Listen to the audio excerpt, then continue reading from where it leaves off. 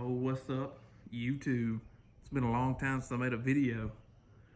Man, gotta get back in the swing of things. Video here from the new house. It's got a lot bigger garage. Pretty excited about it. A lot of things have been happening. A lot of things are in the works. But I'm gonna go ahead and do this video on my impressions on the Jay Greene 93 octane tune. I've had this bad boy for, I don't know, 4 or 5 months, something like that. I think around 4 months. And people have been just commenting the shit out of just random videos asking me what I think about the Jay Greene tune and when I'm gonna do my thoughts and impressions on the tune after having it for a while. So this is that video. All right, first we're gonna start off with a good old cold start. I know everybody wants one. I'm gonna back it on up.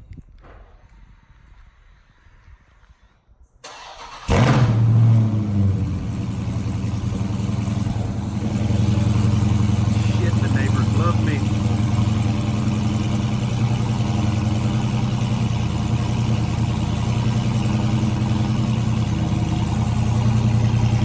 It starts off pretty loud. Again, this is all the factory mufflers, mid mufflers, the rear silencers, just a cat delete. I got a video on my cat delete. I'll try to post a little card or whatever they call it up in the top about that video. But yeah, cold start, kind of loud, but just driving around, it ain't much louder than stock. Every now and then I do get a little bit of an exhaust smell on the inside, but that's no big deal, nothing to do with the tune or anything.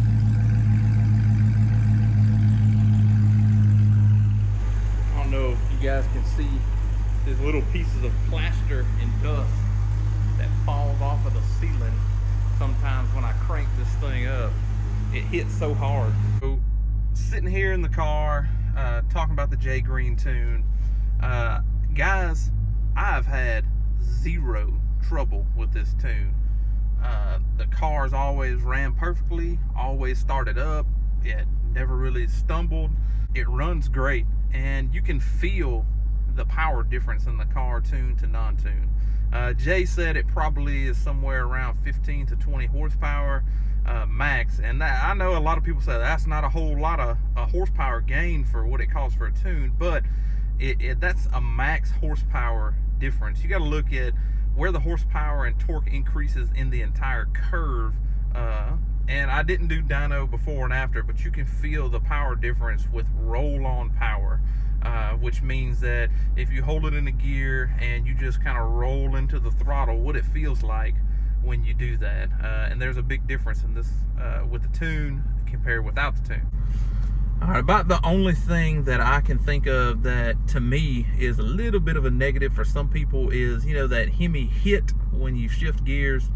After you tune it and you take a lot of the torque management out of the car in the engine management side of it, it does away with a lot of that. I think what it does is it cuts timing and fuel a little bit at the shift point, and it gives you that bump when you hit a shift. Now it still shifts hard and fast, but you don't get that sound and bump that you get, the Hemi fart that everybody talks about as much now as what you did before the tune. And I talked to Jay about it. Of course, I got the engine only tune. I didn't get the trans tune at all. I didn't want to mess with that at the moment. I'm kind of debating on whether or not doing that now. It's another $75, and he said unless you want it to shift like sport mode all the time, he really doesn't change a whole lot about it because the transmission's pretty good from the factory. If you really like that Hemi fart that everybody likes, you may need to talk to him about it to see if he could keep that, but you really are slowing down your shift. It seems faster, but it's really not. It's cutting power when it gets up to the shift point to make it do that. So the next thing, one of the main reasons that I got the tune was because I have a 180 degree thermostat, and I wanted the fan, you know, adjustments to be where they should be. So with the Jay Greene tune, it's like 94 right now, and I've been driving it for a few months, driving in the cold. Now it's hot as hell outside, and the temperatures really hadn't got above 194 sitting. Driving 185, 188, somewhere around in there. You really don't want to set your fan temps too low on your high fan side. And you know, Jay's got a good point, and it makes a lot of sense because the high side fan will run all the time, and you'll burn your motor up prematurely. So he really thinks about longevity of the car, of the engine, and of the tune when he goes to making these tunes. So that's a very important thing for me. I don't want to tear the car up. It's a 2018 car. This is an expensive car, whether you think so or not. And I don't want it to tear the car up, but I do want some more power. So I know some people are like, oh, why'd you tune it in the first place if you didn't want to tear it? Oh, look, come on, guys. You know, people talk about, oh, it voids your warranty. Well, come on.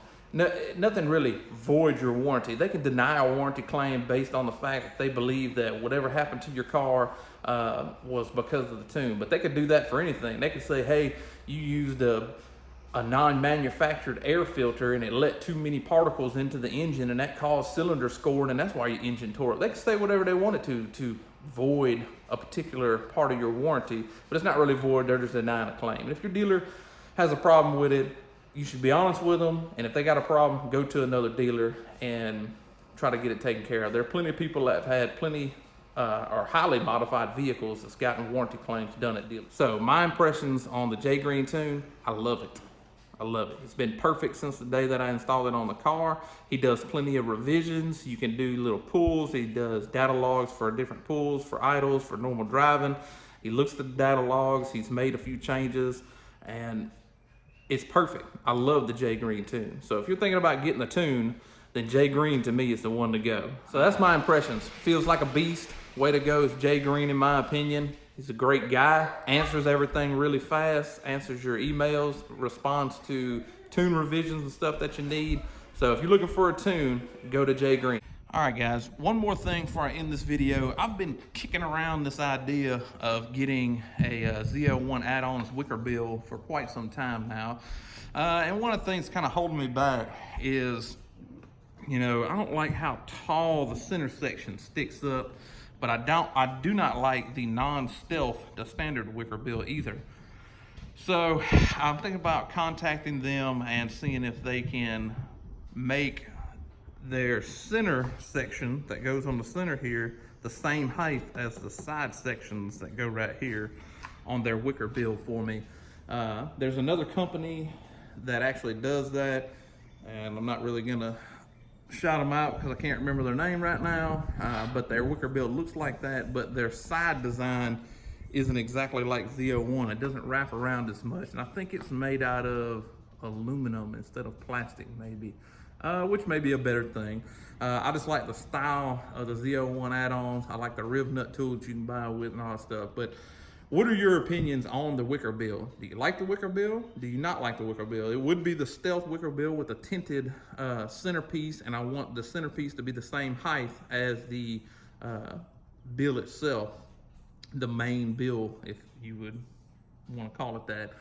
But what are your opinions? Go ahead and drop some comments down below.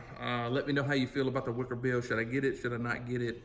Should I do an install video on it? My install videos are pretty in-depth. I try to show everything to where it's easier for somebody to do an install other than these other YouTubers that they do an install video just to, I guess, try to make some quick cash on YouTube. And yeah, I do enjoy making a little bit of money, but it's not like I'm making $100 a month or something here. I'm not, it's not that much money. So I want to make videos. The reason I started this channel was to help show the average person how to do these modifications and show them all the stuff that I wish somebody would have made a video on when I went to install some things in the past.